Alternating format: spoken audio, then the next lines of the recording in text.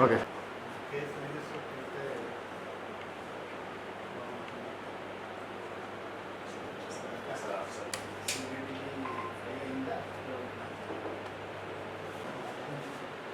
మనం మాట్లాడుతున్నది కూడా చాలా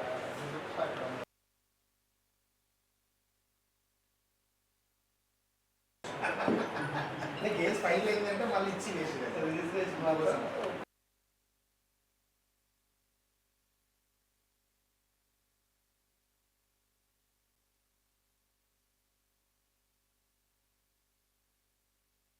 సీఎం శ్రీ పవన్ కళ్యాణ్ గారి మీద గత ప్రభుత్వం వైసీపీ ప్రభుత్వం నందున్నప్పుడు పోసాని మురళీకృష్ణ అనేటువంటి సినీ నటుడు పవన్ కళ్యాణ్ గారి మీద అసభ్య పదజాలంతో జుగుప్సాకరమైనటువంటి పదజాలంతో తనను తన కుటుంబ వ్యక్తులను వివిధ రూపాల్లో దూషించినందుకు నిరసనగా ఈరోజు 3 టౌన్ పోలీస్ స్టేషన్ నందు సిఐ శేషయ్య గారికి మేము రిపోర్ట్ చేయడం జరిగింది. రిపోర్ట్ నందు స్పష్టంగా తెలియపరిచాము. మేము ప్రూఫ్తో సహా మీకు అందజేస్తున్నాము. దీనిపైన తగినటువంటి చర్యలు తీసుకోమని శేషయ్య గారిని రిక్వెస్ట్ చేశాము.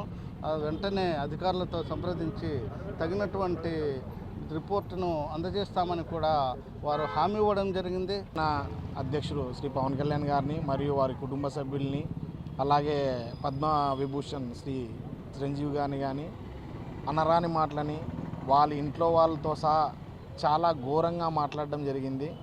అప్పుడు కూడా 2023లో వైఎస్ఆర్ ప్రభుత్వం ఉన్నప్పుడు ఎస్పీ గారికి కంప్లైంట్ చేశాము. జనసేన నాయకు అధినేత మీద ఇలాగా మాట్లాడారని.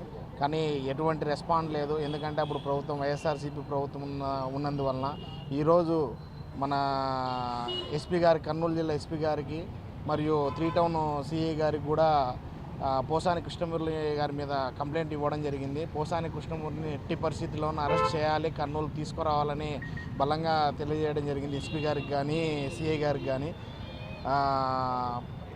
ఇది పాతదే కాదు, నిన్న లేదు మొన్న కానీ సాక్షి మీడియా ముఖంగా టీటీడీ బోర్డు అధ్యక్షులు శ్రీ బిఆర్ నాయుడు గారిని కానీ అలాగే ముఖ్యమంత్రి గారు కానీ ఐటీ మినిస్టర్ గారిని కానీ మా జనసేన అధినేత పవన్ కళ్యాణ్ గారిని కానీ చాలా ఘోరంగా మాట్లాడడం జరిగింది. ఇప్పుడు కూడా తన వైఖరి ఎలా అదే విధంగా ఉంది తప్ప ఎటువంటి మార్పు లేదు. ఒక పార్టీకి అధ్యక్షుడైన పవన్ కళ్యాణ్ గారి గురించి చాలా జుగుప్సాకరమైన మాటలు చేయడము, ఆ రోజు ప్రభుత్వంలో మేము కంప్లైంట్ చేయడము, ఆ రోజు పట్టించుకోకపోవడము ఇవన్నీ జరిగిపోయినాయి.